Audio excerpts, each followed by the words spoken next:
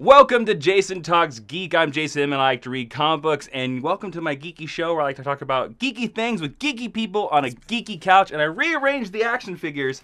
This is different. It's a little bit different. And I also have a different person besides me. Hey. I have DJ Wooldridge here. That's me. From the Only Stupid Answers podcast and SourceFed Nerd. Thanks for joining me, man. No, thank you for having me. I'm happy to be here. Did you notice that I changed the action figure? I did not notice, but you have some really cool things here. I have that very same Orion. Oh. The Cliff Chang redesign. Well, I hope people notice that like Captain Archer is threatening Darkseid.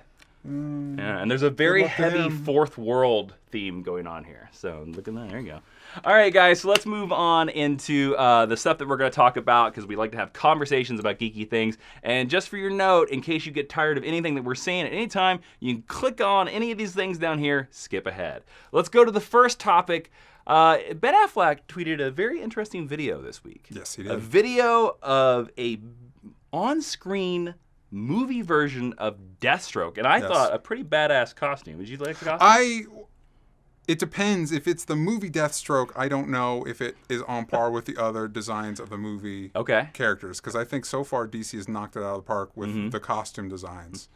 I think it's a little too shiny for me. Oh, okay.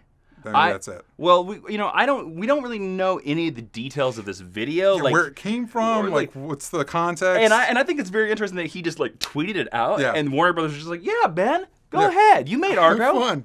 Yeah. Is there a chance it means nothing? You know, John Campia, a very awesome guy and a friend of mine, he said online that he thought that Ben Affleck would become legend if he found out that this was Ben Affleck trolling fans like they trolled him when they found out that he was Batman.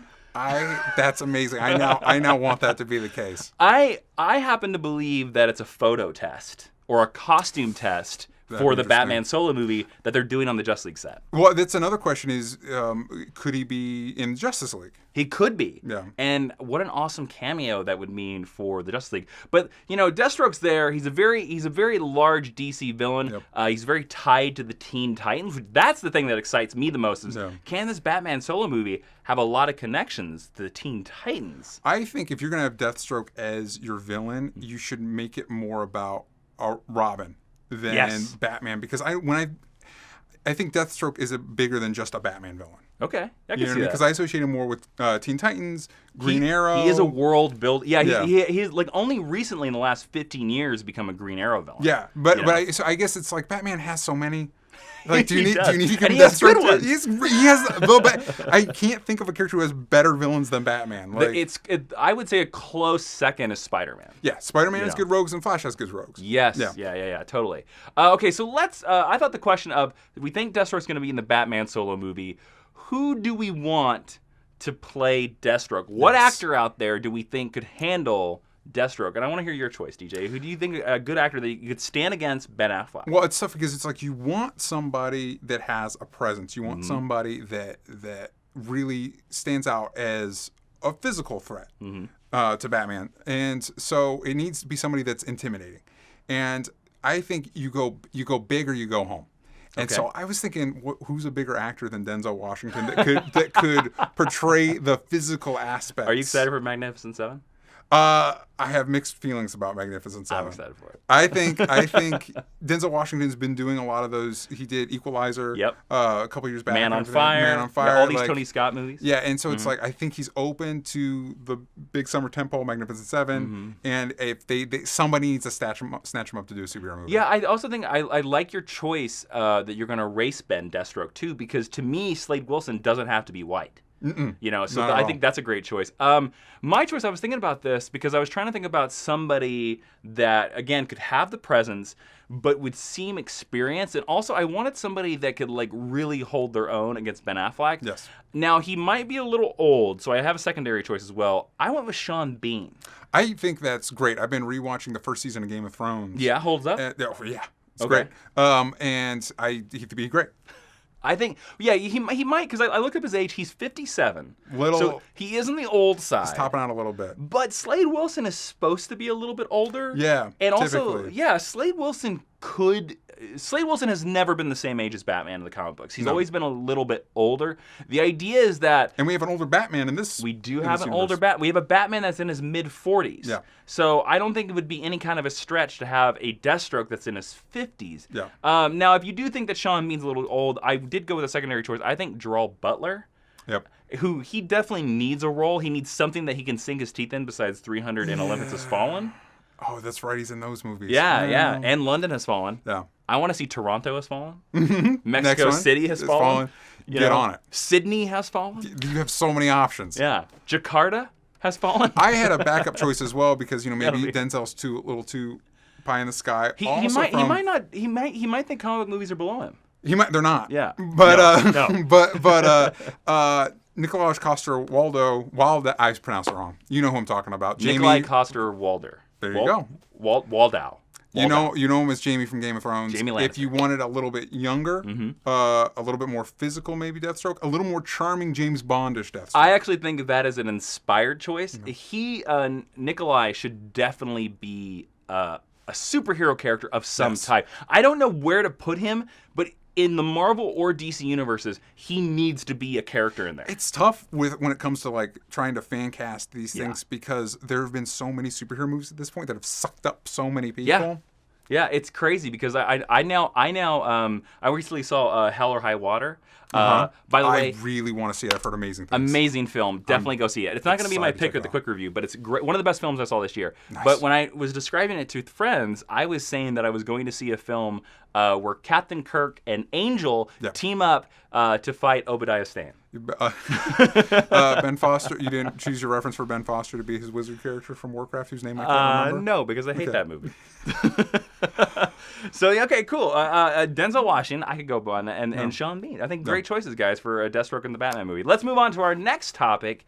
It was announced today that the new Warriors with Squirrel Girl is going to be heading to TV. ABC and Marvel are shopping around a new Warrior series to streaming and cable, and the Young Avengers will be comprised mostly of teenagers and will feature the now famous Squirrel Girl. Now, for anybody out there that doesn't know who Squirrel Girl is, can you give them a little 411? She's a girl that talks to squirrels and is probably unbeatable. That's hence the title, the Unbeatable Squirrel Girl. It's not just she's beaten Thanos, she's beaten Dr. Galactus. Doom. Yeah, Galactus. Somehow she's able to beat everybody. Weirdly, not normally associated with the New Warriors. Yes, but I'm fine with that choice because the New Warriors, the characters made up of Speedball and Justice and Night Thrasher. Oh, good Lord. My favorite as a young man from the 90s, Darkhawk, who was only on the team sporadically. I remember that. But I remember that silver-foiled Darkhawk #1. Right? Oh my God. They got me on that. It was Darkhawk and then Nightwatch, who I looked up today and is literally just a ripoff of Spawn. Why not? No. Go for it. The 90s. I don't mind them putting Squirrel Girl in there because she is a well enough known character. Yeah. And she's kind of becoming this really kind of cult character right now. How is that, do you think? What happened there? How did that happen? I can tell you, I think I know exactly why that happened. Please tell me, because I was thinking about it today. I was like, how, of all the characters to break out? I think it was two things. I think, one, the idea of the Unbeatable Squirrel Girl is ridiculous. Yes. And it's so ridiculous and kind of dopey that it almost moves past the point of ridiculousness and comes back to awesome. Yes. Okay. So it does one of these things, kind of like Evil Dead. Yeah. So stupid that it comes back to awesome. Yeah. I think number two, it's because she was reintroduced into continuity as Luke Cage and Jessica Jones' nanny. Yep, in New Avengers. Yes. Yeah, and I think those two things, I think her having her star tied to Jessica Jones and Luke Cage, and this stupid back to awesome meter, I think brought her back into the thing. Do you think a new Warriors television show could work? Yeah, I think I very much ascribe to the idea that there are no bad characters or stories, just bad writers. If you have the right people putting the right things into motion, anything could work. Even the Unbeatable Squirrel Girl, which has been proven to be true. That's true. I will say, though, that if this was a Netflix series, I would give this much higher praise. This being an ABC Marvel show makes me a little worried about where it ends up. I have not been the biggest fan of Agents of S.H.I.E.L.D. Neither have I. They have moments. They have great episodes. Beginning of season 3 was really strong. Mm-hmm. But in terms of seasons... They haven't pulled it off yet. Not so great. They haven't pulled it off yet. They're doing Ghost Rider this year. So weird. I don't even. How does Coulson fight a fire? Yeah, and also, I'm interested to see what Runaways looks like on Hulu and see how that's so weird that Marvel has its finger in every pot. It seems like Marvel now is like every young hero we have. Let's make that team on television. Well, and honestly, where's the Young Avengers? I'm excited to see the Runaways. I'm excited to see the new Warriors. I'd love to see the Young Avengers because they did the Secret Warriors on Agents. Every time they introduce like a young teen character on Agents of S.H.I.E.L.D., they up their age to like 30. Oh, so yeah. Yo-Yo from Secret Warriors suddenly 30. The new Ghost Rider who's in the comics is a high school actor's 30 years old. So we haven't actually gotten a real teenager Marvel hero yet. The first one is Spider-Man in Civil War, and I'd like to see those are some of the characters Marvel does best. That's a very fine point. And speaking of fine points, we're going to move on to our next topic, where it was announced that Frederick Schmidt has been tapped to play Metallo. And in Supergirl TV show, the international assassin John Corbin, they're making John Corbin an international assassin. Which it wasn't what it was in the animated series. He was kind of like a fixer in the animated series. He was sort of like he's usually like a mob enforcer or a scientist, just depending on the origin. Yeah. He's badly injured after taking on both Supergirl and Superman. Bad call. And he is reborn by a shadow organization into a kryptonite-powered supervillain named Metallo. Now, I think it's interesting in the Superman Supergirl 2-episode opener of her new season, Metallo's the villain. Hell yeah. I'm glad with that. That's awesome. I think the Shadow Organization is Cadmus. It has to be because they set him up in the first season. What worries me out about this is that Metallo this is his origin. Yes. Superman's been around for 11 years, and this is his first time. He has a reactor on, but he doesn't have Metallo. Well, you have to, he has a reactor on, that's true. I think that's the kind of thing you have to let go with these superhero television shows, because anytime they introduce a new or cool villain, we're always going to see their origin. Yeah. Because it's not as exciting to meet them in media res. Yeah. It's never as exciting. Metallo, I think Superman has a great team of villains that is very underutilized. Yes. I love Metallo. I think he has a lot of potential. I really enjoyed Supergirl. I was on board with Supergirl from the pilot, one of the few.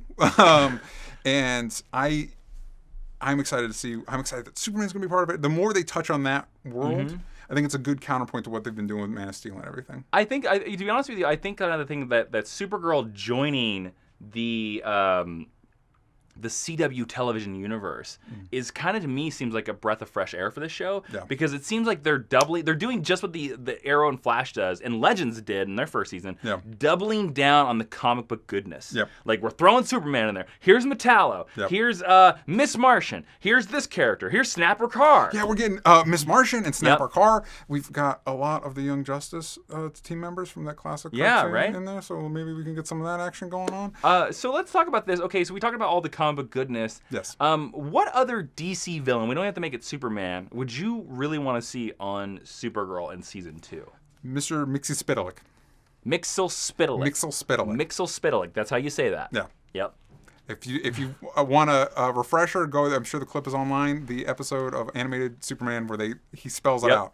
Yep. I had to do. Sorry to interrupt. I had to do a DC All Access Superman villains list for DC Comics, and PR kept knocking me for mispronouncing. I had to learn Mixel-Spitalik. Somebody's job is to make sure that they pronounce that you pronounce that name correctly. I think he's a great villain. I think he could be used in really cool and interesting ways. I would love to see. I think the show Supergirl's done a good job of capturing the spirit of Superman. I think it's the best Superman show we've ever gotten on TV, and he's only appearing in it now. I will give you that. Yeah. Although I like a lot of Smallville. Smallville has some great episodes. My love of Superman began with Smallville. Yeah, but the consistency is better on Supergirl. Yes, I will give you that. And it's also closer to, like, she's flying around, she's knocking people through buildings. Like, we're getting more of like what you'd want to see. That it's crazy that we're even getting out on the TV. I think they could do something really fun and interesting with Mixie. Can I make 2 suggestions? Please for Mixie? Do. It's your show. You can do whatever you want. Can he be played by one of the 2 former actors that have played him? Either Gilbert Gottfried, who voiced on the animated series, or deep cut Howie Mandel, who played him on Lois and Clark. That's right. Yeah, that's a good deep call. cut Howie Mandel. My go-to was actually pretty basic, unfortunately. I was thinking Danny DeVito. Because like, who's a better agent of chaos? Yeah. Especially on It's Always Sunny. And he's on Always Sunny, so he probably works for CW rates. Yeah. So it's probably fine. And I think he could do. But you're right. Gilbert Gottfried would be great, and Howie Mandel would be great. Howie Mandel.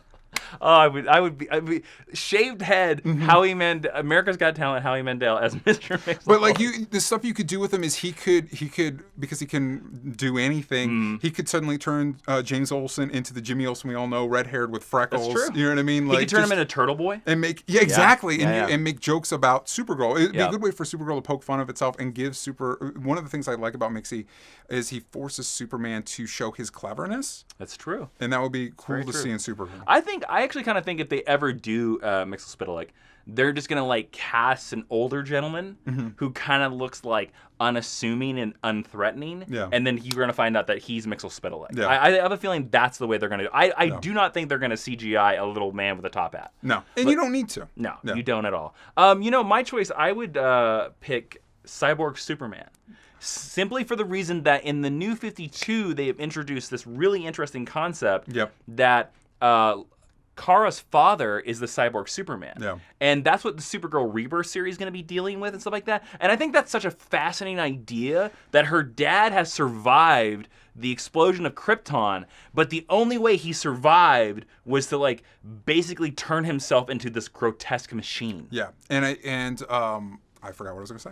It's all good. It's a much better version of the character than the original Hank Henshaw. It's much more interesting and engaging. Although I do have a lot of love for the Reign of Superman and Hank Henshaw, and like Hank Henshaw being like sort of this pseudo Fantastic Four origin, if you've ever read those original tales. That's true. But I do think that this modernizing and making him Kara's father, I think could be an interesting thing. My other choice would be the Eradicator. Because you just said you like Reign of Superman? I do. Yeah. I love the Reign of Superman so much. And the Eradicator, I think you could just make the Fortress of Solitude's computer system come alive, and he's the Eradicator. Almost like a danger situation from X-Men. And you could even, it would be a cool thing, because you could introduce him in an episode with Tyler, how do you say his name? Hecklin? It's like Hecklin or something like that. Tyler Hecklin, who's playing Superman, and he could play both roles because the Eradicator looks like Superman. Yep. Get the big goggles. With your Cyborg Superman thing, I actually have a theory that you are going to be getting your wish sooner rather than later. Because in season 1, they revealed that her stepdad is being held by Cadmus. Yeah. And how great would it be if they made Dean Cain... Now, obviously, it's not the Kryptonian dad, but Dean Cain is Cyborg Superman? Because he's Superman. I'm sold. Yeah. I am sold on that. That's really cool. I also think I went with Cyborg Superman because you remember when the show first started, we thought that that's what they were going to do with the Hank Henshaw character. Yep. They were going to make him Cyborg Superman, but then the reveal was that he was Martian Manhunter, which I think was one of the best things that show ever did. Yeah. It really revitalized Hank Henshaw coming from just being like the grumpy boss. Yes. And he became more of a father figure. Mm-hmm. They did a lot of cool things with that. The interesting thing about it is that the actor, David Harewood, has said online that he did not know that he was the Martian Manhunter until episode 4. Nice. So you can look at if you go back and rewatch Supergirl season 1, which is on Blu-ray and DVD and all that stuff like that. The first 3 episodes, Hank Henshaw, he's an asshole. Yeah. He's kind of he's a really bitchy guy. And then you can see in episode 4 that he kind of lightens up. Yeah. And you're like, oh, okay, that's the episode that he learned. Because Martian Manhunter is not revealed till episode 6, I believe. Yeah. So it's an interesting turn in the thing, but it revitalized that show. Yeah. And also, how amazing did he look for a TV budget? Every time he turned into Martian Manhunter, I'm like, where's the money for this coming from? When they cut to that sequence that was the death of Mars by the White Martians, so good. And the way the Martians looked, it's we're probably going to be getting a lot less of that on the CW budget. All right, cool. So let's move on to the next section. But before we do that, let's talk about some support of some geek stuff. If you guys like this show, you probably like Jason Talks More, a little supplemental show that I do. It's 10 minutes more with my guests. Today, we're going to be talking about a Justice League Avengers comic crossover. DJ and I are going to riff, and you guys can see that a week earlier than anybody else if you go to my Patreon at patreon.com/Jawiin, Jawiin, because my Patreon supporters, they get the best stuff, the best exclusive podcasts and exclusive conversations early. So if you want to support everything that we do on this channel, patreon.com/Jawiin, Jawiin, and I thank you guys for all your support because that's going to be a fun conversation and you want to see it before your friends. So let's move on to the next section, super questions. That's where you guys ask us questions on the internet using the hashtag Jason Talks Geek or at my Twitter or just wherever. I don't care. I find them on the internet. It's all good. First question comes from Brock Severson at Brockaby. He said, it's not really geeky, but what is your favorite Gene Wilder movie and why? Okay, Gene Wilder, great actor, died this week. Yep. I will make this declaration. I think Gene Wilder, the greatest comedic actor of all time. I can't think of somebody to compete with that. Maybe Jerry Lewis beats him. No. Maybe Cary Grant. No. Maybe Charlie Chaplin. For me, Gene Wilder. What's your favorite Gene Wilder movie? I gotta go kind of basic. Willy Wonka and the Chocolate Factory. Okay. Very, very iconic movie. Very great performance between being completely terrifying to being a really fun guy. Yeah. What about you? Mine is easily, which I think is the funniest movie of all time, Blazing Saddles. There you go. Him as the Waco kid, and that scene where Bart first meets him, and he's like, "What do I call you? What's your name?" And he's like, "Jim, but my friends all call me Jim."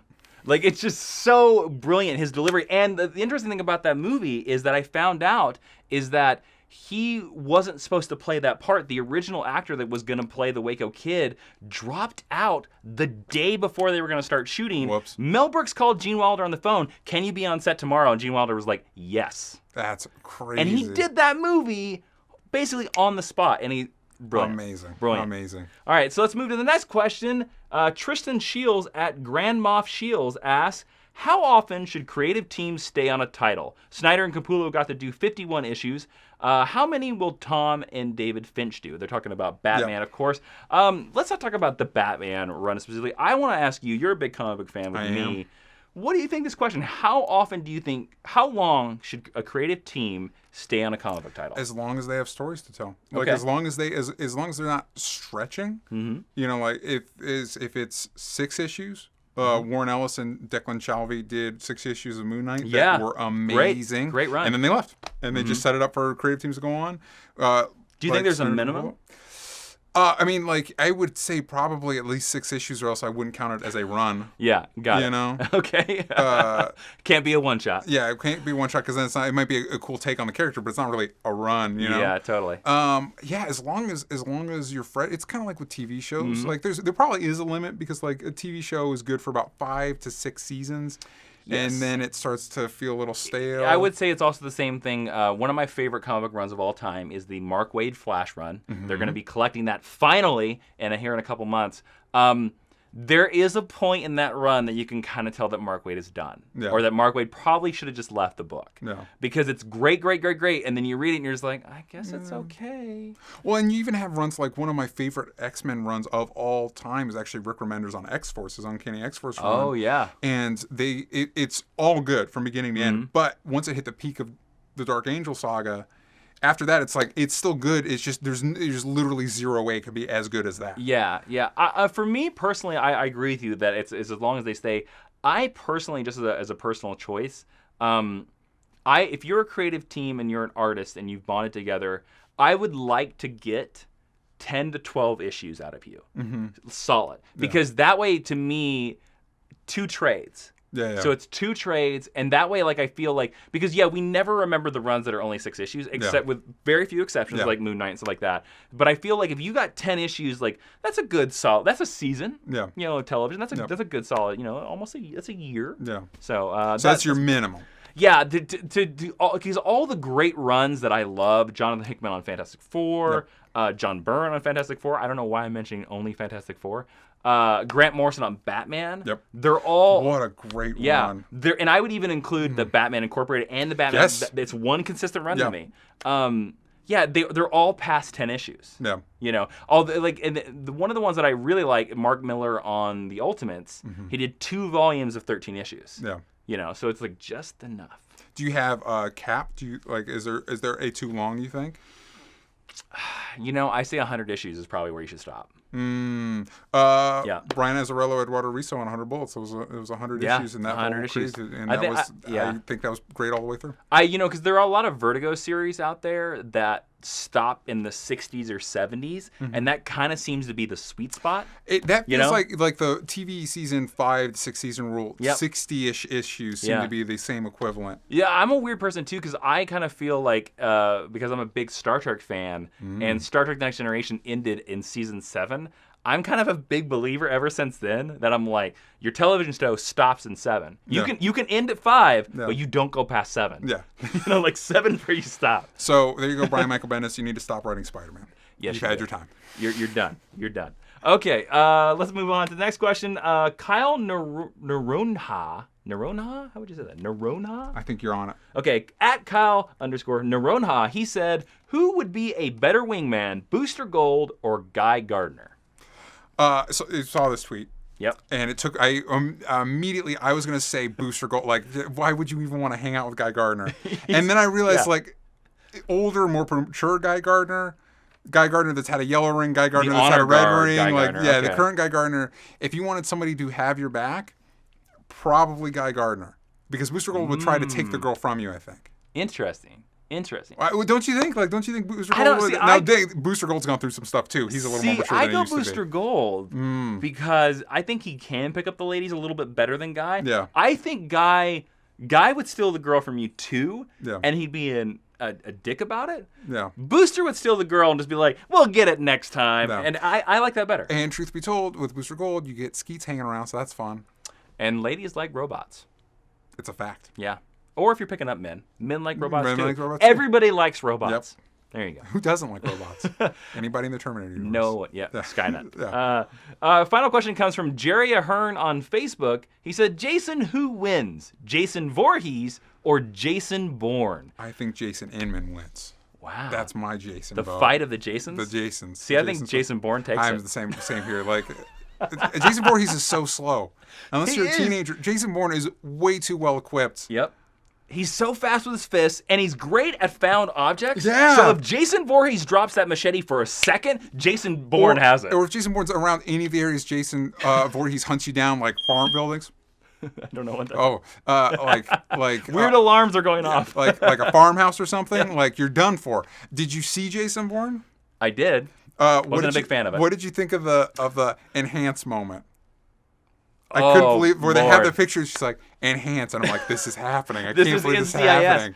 I also think, too, that Jason Bourne, like I said, like if you want, the thing I love about the Bourne trilogy, and I do love the original Bourne trilogy. Bourne trilogy's great. So good at found objects. I think he takes the hockey mask off of his face and chokes him with it. Yeah, probably. I think it just puts him right in there. And now we all know Jason Voorhees wouldn't be dead when Jason Bourne was done with him, but Jason Bourne could move on with his life. The question is who wins. It's not who kills the other one. Yeah. So Jason Voorhees may still kill Jason Bourne on a boat on Crystal Lake. Yeah. But Jason Bourne is going to kick his ass first. Yeah. All right, so let's move into the next section, the final section of Jason Talks Geek, the quick review where we're going to talk about one thing that we read, watched, saw, experienced, or tasted this week that really just impressed us and what we'd recommend to you. DJ, something that really impressed you this week? Recently, I just finished The Night Of. 8 episodes. Just finished its run, miniseries. I have not watched it, so you recommend it? I highly recommend it. Wow. There's a little bit of push and pull between it being a little bit more of just a TV show, where it does some TV show tropes, and being incredibly grounded and meticulous and thoughtful. But when it is in that grounded, meticulous, thoughtful, I don't know if there was a smarter show on TV right now. John Turturro, right? John Turturro as Jack Stone, the lead lawyer. Riz Ahmed as Nas, who you've seen Riz Ahmed in Nightcrawler, and he was just recently in Jason Bourne as the tech guy. Yeah, cool. Yeah. Cool. Can't recommend a more beautiful show, really thoughtful and interesting and engaging. Nice. My choice, I luckily enough got to read early Superman #6 by Peter Tomasi and Patrick Gleason. It comes out next week. It is the conclusion to the Son of Superman story arc. Yeah. I will not spoil anything, but hot damn, Superman is the best book of DC Rebirth. High praise. It's so good, and there are moments in this issue. There's a giant fight on the moon. You can't get better than that. There is a moment where Superman kind of makes all of America go, yay, Superman. And then the ending is there's an amazing scene with the Justice League of America. Awesome. Which I will not tell you what it is. The whole book, and I talked to Patrick Gleason and Peter Tomasi at San Diego, and because they're both fathers, and they said that when they write the book, they intentionally put like their feelings about their sons and their daughters into this book. That's cool. And you can feel it and you can read it, and that's why it's so solid. It's a very beautiful book. It's a very great creative team. The other artist on it, I cannot remember their name. I'm sorry. But he's amazing. Just as as well. good. Yeah. It's Doug it's Monkey. Yep. There it is. Okay, yeah. There are a power team. This book is stellar. It's so good, so you should go pick it up. All right, guys, that is it for this week's Jason Talks Geek. Thanks for watching. Don't forget to click subscribe, and also don't forget to check out DJ and all the stuff that he does everywhere. Where can they find you on Twitter, and where can they find you if they want more of you? At DJ Talks Trash on Twitter and Instagram and all that. Look up Only Stupid Answers. You can find us on SoundCloud and iTunes. Good podcast. We're going to be in more places. We had a very special episode not too long ago with this gentleman talking about The Killing Joke. Hopefully I'll be good enough to come back. Yeah, we would love that. There you go. Yeah. All right, guys. Don't forget, as I said, to click subscribe. Let me know in the comments if you agree with any of the stupid stuff that we said on the show. I'm Jason Inman, and I'll be seeing you next week.